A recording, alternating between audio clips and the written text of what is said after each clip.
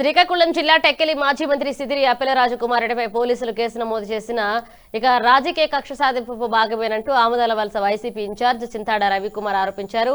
శుక్రవారం నిర్వహించిన మీడియా సమావేశంలో ఆయన మాట్లాడుతూ 18 ఏళ్ల యువకుడిపై హత్యాయత్నం సహా తీవ్రమైన సెక్షన్లు నమోదు చేసి రిమాండ్కు తరలించడం అన్యాయమన్నారు.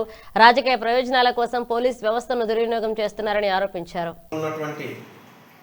మా పార్టీకి చెందినటువంటి నాయకులందరికీ హృదయపూర్వకమైనటువంటి నమస్కారాలు తెలియజేసుకుంటూ ఈరోజు ఈ మీడియా సమావేశం ఏర్పాటు చేయడానికి గల ప్రధానమైనటువంటి కారణం మనందరం చూస్తున్నాం. గత వారం రోజుల నుండి ఈ రాష్ట్రంలో ఒక ఇన్సిడెంట్, మన సిదిరి అప్పలరాజు గారి తాలూకా కుమారుని యొక్క అరెస్ట్ని,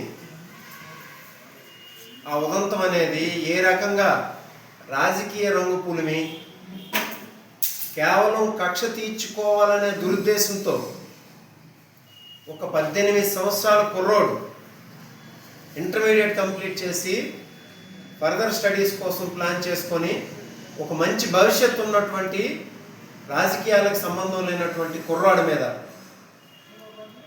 ఆయన తండ్రి అప్పలరాజు గారు అవడం వల్ల కక్ష కట్టి రాజకీయంగా నీచానికి దిగజారి ఆ అన్యం పుణ్యం ఎరిగినటువంటి ఒక అబ్బాయిని ఈరోజు రిమాండ్కి తరలించడం జరిగింది. 10వ తేదీన ఒక యాక్సిడెంట్, పేరే యాక్సిడెంట్ అంటే ప్రమాదవశాత్తు జరిగింది. ఒక యాదవ్ సామాజిక వర్గానికి చెందినటువంటి గొర్రెల కాపరి చనిపోయారు యాక్సిడెంట్లో. ఆ ఉదంతాన్ని వైఎస్ఆర్ కాంగ్రెస్ పార్టీ వెనకేసుకొని రాలేదు.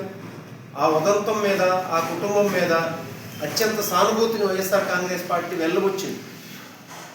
కానీ ఆ ఉదంతాన్ని రాజకీయ రంగు పులిమి ఒక నీచానికి దిగజారి సాక్షాత్తు నారా లోకేష్ నుండి కింద ఉన్నటువంటి ఎమ్మెల్యేల వరకు కూడా పోలీస్ వ్యవస్థను అద్దం పెట్టుకొని ఒక శుభం ఎరిగినటువంటి 18 సంవత్సరాల కుర్రాడిని ఈరోజు రిమాండ్కి పంపించి శ్రీకాకుళం జైల్లో పెట్టి ఉంచారు.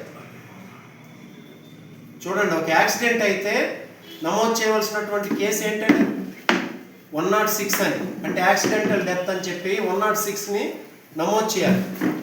అలాంటిది ఆ కేసు డైరీ కానీ చూసినట్టయితే మనకు తెలుస్తుంది దానిలో నమోదైనటువంటి సెక్షన్లు 105, 106, 61, 238, 240 ఇలాంటి కేసుల్ని బనాయించి 105 అంటే కల్పబుల్ హోమిసైడ్. దాని గురించి చెప్తాను, కల్పబుల్ హోమిసైడ్ ఏ పరిస్థితుల్లో ఆ కేసును పెట్టాలని చెప్పి.